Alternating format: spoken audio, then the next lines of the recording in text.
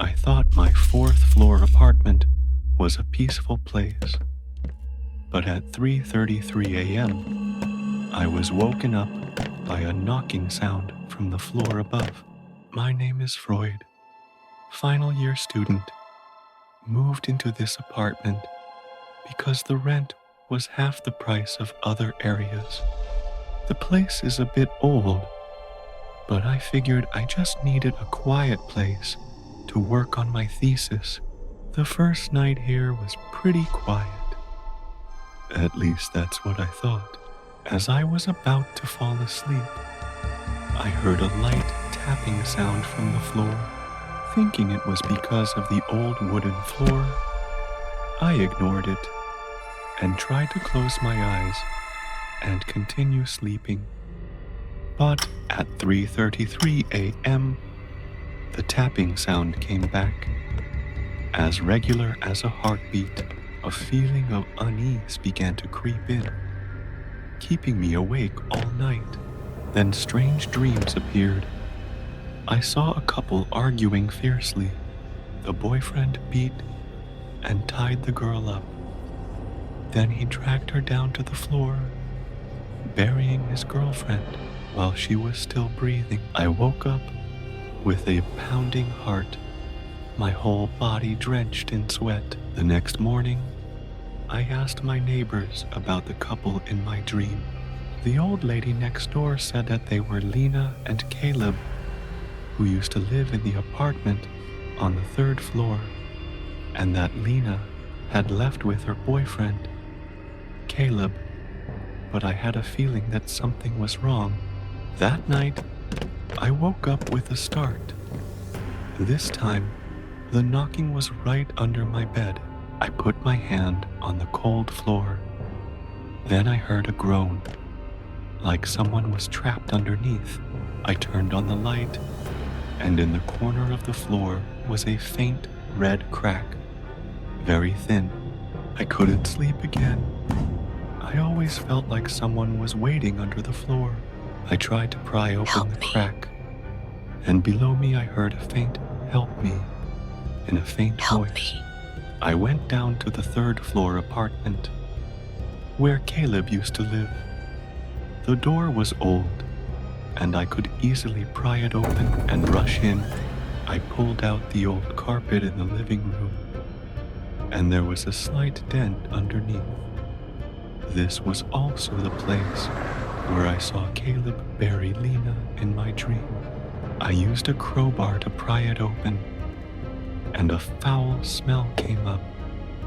Then I saw a human fingernail stuck to wood and dirt. I kept prying, pulled out a clump of hair. Then a hand came out. I screamed, I shivered, remembering the old lady's words that Caleb still kept the apartment downstairs. Lena moved out during the night. I called the police immediately. They came, dug her up, and confirmed it was Lena, still tied up, her body decomposed. Caleb was wanted. I thought the nightmare was over. I moved to another apartment after that, but no, that night, I still dreamed of her every night at exactly 3:33 a.m. The knocking still sounded, only now it was right next to my bed. I never forgot that summer, the most terrifying time of my life. After my parents got divorced, I moved in with Aunt Clara, a distant relative of my family. Her house was eerily quiet, with curtains always drawn shut, whether it was day or night. That night, while I was sleeping, I heard a piano melody echoing through the silence. The haunting, sorrowful notes sounded like a choked sob in the night. When I went out to check, the sound abruptly stopped. The next morning, I asked Aunt Clara about it, but she said I had only been dreaming. But through Aunt Clara's evasive gaze, I knew she was lying. I felt that someone was inside, and I wanted to know who it was. That night, I didn't sleep, my eyes fixed on the door of my room. At exactly midnight, the piano music started again, louder than ever. I left my room and slowly approached the door across the hallway. As I drew near, the door creaked open. Bit by bit, I felt as if an invisible force was guiding my legs, pulling me into the room. It was a dark bedroom, dimly lit by the pale moonlight spilling through the window. Beside the bed stood an old, dusty piano. The most terrifying part was that the keys were moving on their own, though no one was sitting there. Suddenly, I saw a girl in a worn white dress standing near the window. Her long hair covered her face, revealing only a twisted, pale smile. Come play with me. In an instant, my whole body was yanked toward the piano. As my fingers touched the keys, fragmented memories flooded my mind. A girl in a white dress, sitting at the piano on a grand stage. She played with all her passion, her hands gliding gently over the keys. Suddenly, the ceiling light crashed down right where she sat. I screamed in fear, but no sound came out of my throat. Jack, why did you come in here? That was when I snapped back to reality. Aunt Clara stood beside me, her face pale with fear. Afterward, I tried to calm down and told her everything. Upon hearing it, Aunt Clara broke into sobs. It turned out that the room across from mine had belonged to Emily, her daughter. Emily had loved playing the piano, but an accident that year left her unable to play ever again. Unable to accept the truth, Emily took her own life in that very room.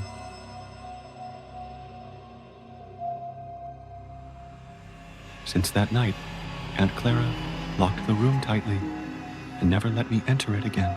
But every night, the sound of the piano still echoed, achingly beautiful and filled with sorrow. After 5 years as a delivery worker, I never thought a single order could cost me my life. That night, close to midnight, I received an order for 2 servings of chicken rice. The delivery address was a house on the outskirts of the city. Even though I had a bad feeling about it, I had not received a single order all day, so I gritted my teeth and accepted it. When I arrived, I saw an old, desolate house standing alone in the middle of the woods. A cold gust of wind blew against me, sending shivers down my spine. I knocked on the door, but no one answered, so I took out my phone and called the customer. The door is unlocked. Bring it inside. I hesitated, but pushed the door open. The musty smell immediately filled my nose, making me grimace. The air inside was cold, as if no one had lived there for a long time. I have your delivery. Is anyone here? At that moment, the sound of a knife chopping down on wood, thick, heavy, and sharp, resounded from a room inside. I jumped, my heart pounding. Carefully, I tiptoed toward the door, and the scene before me made my stomach churn. A man was chopping a human arm. On the table, severed body parts were laid out in pieces. I screamed in terror. The thick, metallic scent of blood choked my throat, and I collapsed onto the floor. You harmed someone. I have to call the police. Stay and help me, or I'll put you on this table next. My entire body froze at his words. Fear forced me to turn back and help him pack the body parts into black bags. Each time my hands touched the cold, lifeless flesh, it felt as if thousands of insects were crawling over my skin. After we finished cleaning up, he ordered me to dispose of the black bags. Trembling, I carried them to a deserted riverside, tossing each one into the water before hurrying away. But as soon as I turned around, the man was already behind me, gripping a knife tightly, his cold eyes staring into mine. You did well, but you still have to die. I did everything you asked. Please let me go. Let you go? You've seen everything. You can't live. I promise I won't tell anyone. Just let me go. The only way to keep a secret is to take it to the grave. With that, he lunged at me. I dodged just in time, the blade grazing my arm and burning my skin. Enraged, he raised the knife again, his grip tightening as he thrust forward. On reflex, I grabbed his wrist, stopping the blade just inches from my face. His strength was terrifying. I used all my force to shove him back, making him stumble. Seizing the moment, I grabbed a rock from the ground and hurled it at his head. He cried out in pain, clutching his head as he staggered. I sprinted to my car, speeding away as I called the police. But by the time they arrived, the man had disappeared without a trace. A few days later, I returned home only to be greeted by a horrifying sight. A bloodied human arm lay in the middle of my floor. On the wall, a message was scrawled in dark red blood. "You will have to disappear." Did you really think you could escape me? I spun around, locking eyes with the man. He aimed a gun at my head. Please, I'll give you anything you want. I want your life. In that instant, I grabbed his wrist, struggling to wrestle the gun upward. A gunshot rang out. The bullet struck the ceiling, sending dust falling around us. I jolted, loosening my grip, and he kicked my stomach hard, sending me crashing to the floor. I tried to push myself up, but before I could, his heavy foot slammed down onto my chest, pinning me against the cold tiles. Don't waste your strength. You won't escape. At that moment, my hand brushed against my phone in my pocket. Without hesitation, I yanked it out and hurled it at his face. With every ounce of strength left in me, I scrambled up, shoving him aside as I dashed toward the door.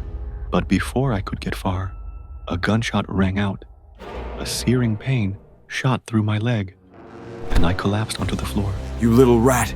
Let's see where you'll run now. I refused to give up. Gritting my teeth, I crawled forward. Another shot rang out, piercing my other leg. I screamed in agony as my body convulsed and the world blurred. Say goodbye to the world. Suddenly, the door burst open with a loud bang. The man froze, eyes widening in shock. Before he could react, a bullet shot straight into his chest. Dark red blood slowly spread across his shirt. Police officers swarmed in, surrounding the house. I exhaled shakily, my body going limp as I shut my eyes in relief. It was finally over. I was rushed to the hospital, my legs soaked in blood. Though the killer was dead, the memory of that night haunted me every second of my life. The images replayed in my mind like a never-ending horror film with no escape.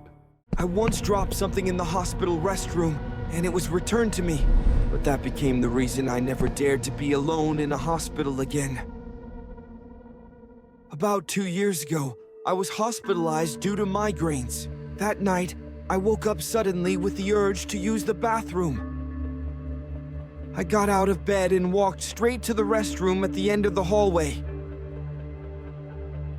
While sitting there, I pulled out my phone and played with it for a while.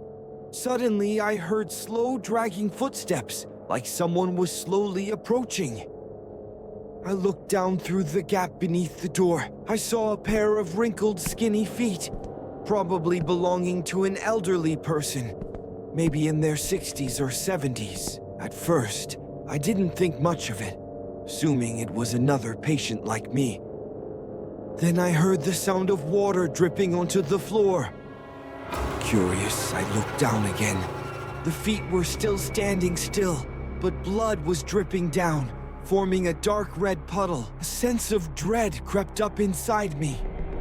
I quickly pushed the door open and stepped out, but I froze. There was no one outside, only a pool of blood where the person had been standing. The restroom light began flickering, flashing on and off. Terrified, I ran straight back to my room without daring to look back.